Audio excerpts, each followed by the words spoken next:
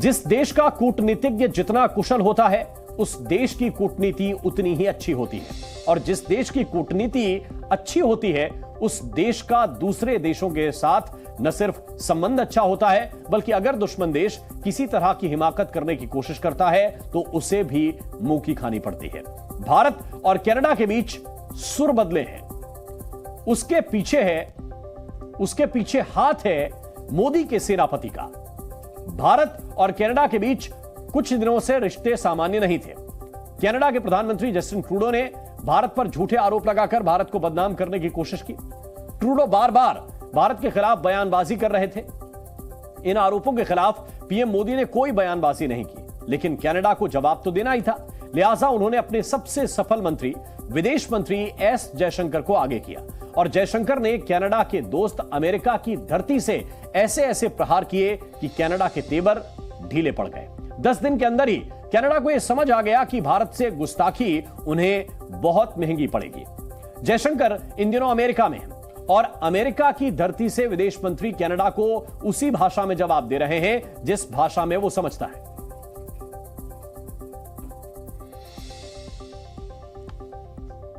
तो ये देखिए, हम आपको इस ग्राफिक्स के जरिए ये भी दिखा रहे हैं कि कनाडा पर प्रधानमंत्री नरेंद्र मोदी ने बयान नहीं दिया।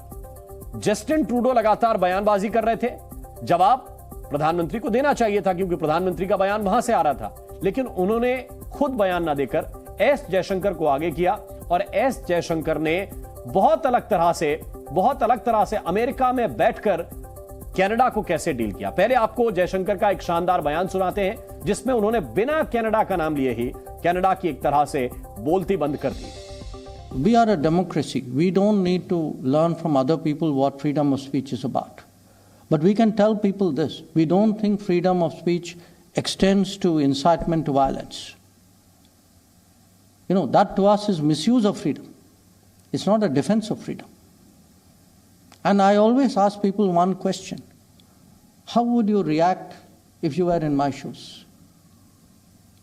If it was your diplomats, your embassies, your people, what would be your reaction?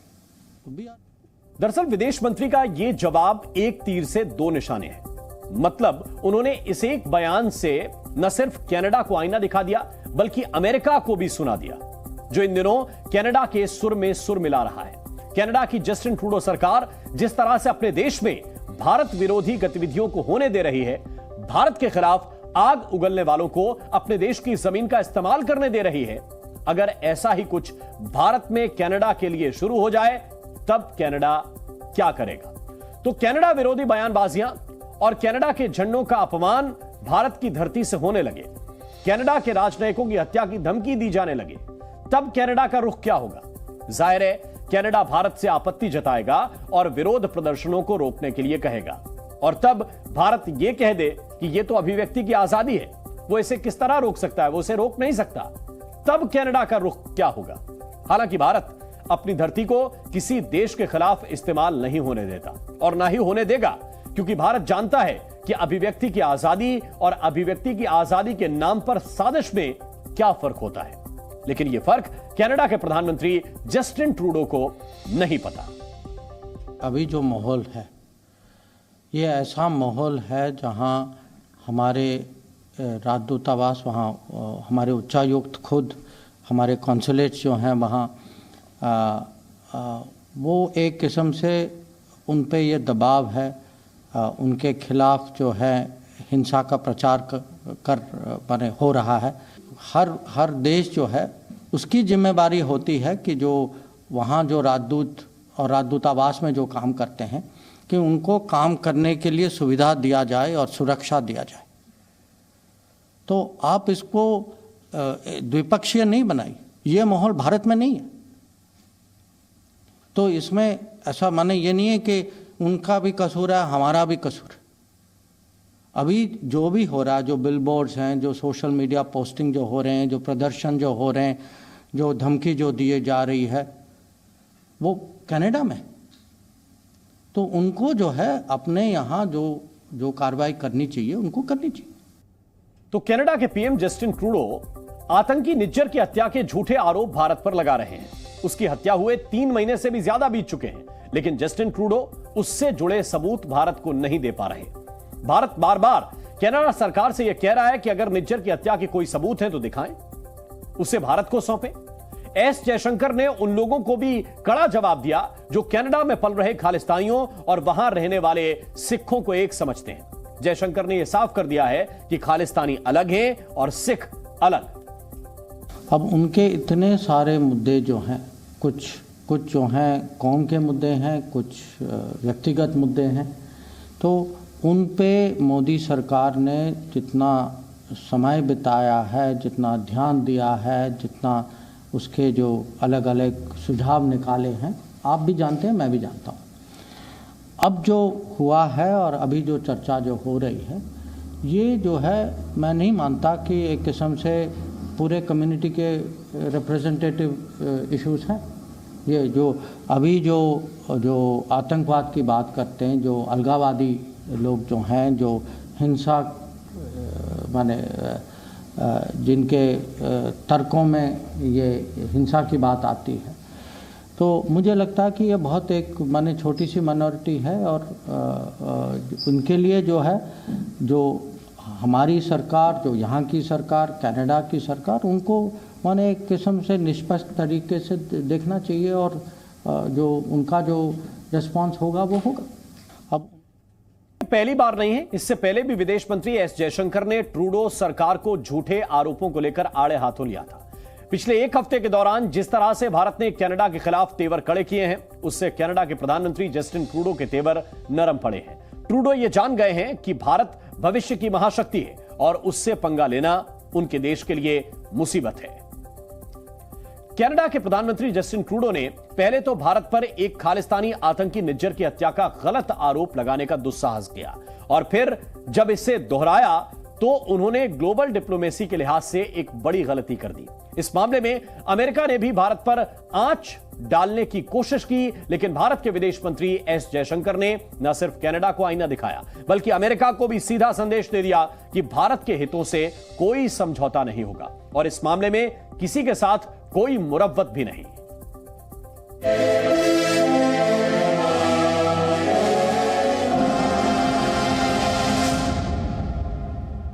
We consider to be a very permissive Canadian attitude towards terrorists, extremists, people who openly advocate violence.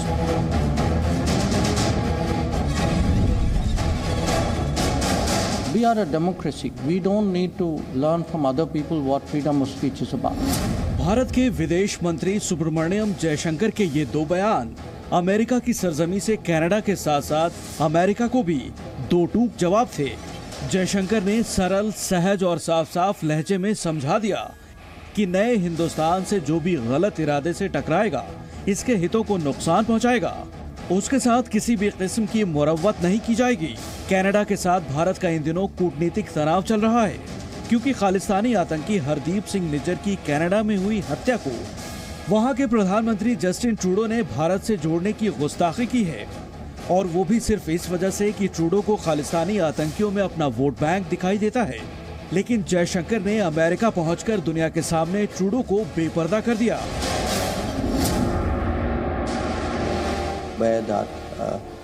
What he was alleging was not consistent with our policy, and that if his government had anything relevant and specific they would like us to look into, we were open to looking at it.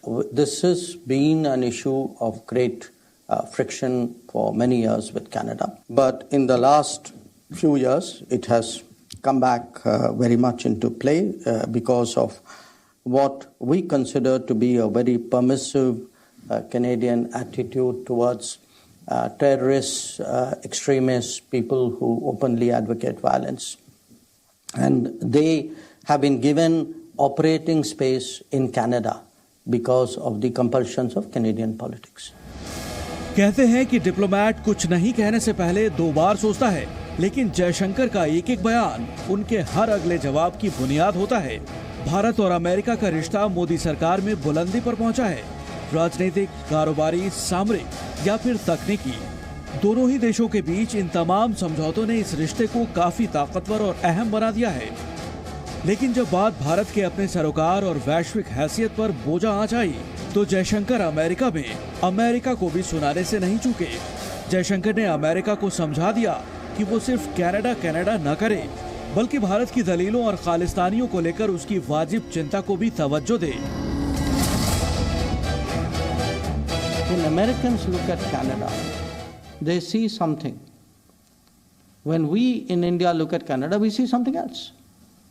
And that's part of the problem. So it's also important that we, talk it out with the Americans. After all, they are very close to Canada. They are good friends of ours. So it's important that they also have, accurate picture, that they have our point of view on this matter as well. पिछले 4 दशक से भारत में अलगाववाद को भड़काने वाले Khalistani Canada और भारत की दोस्ती के बीच परेशानी का सबब रहे हैं। ट्रूडो से पहले उनके पिता पियरे ट्रूडो ने भी खालिस्तानियों को न सिर्फ कनाडा में शरण दी, बल्कि खालिस्तानी आतंकियों के प्रत्यर्पण को लेकर भारत के आधिकारिक अनुरोधों को ठुकराने का दुस्साहस भी किया।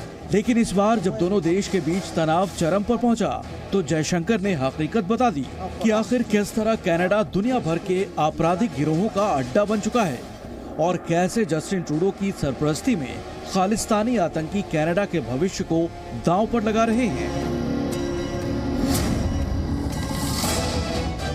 We've given them a lot of information about organized crime leadership, which operates out of Canada.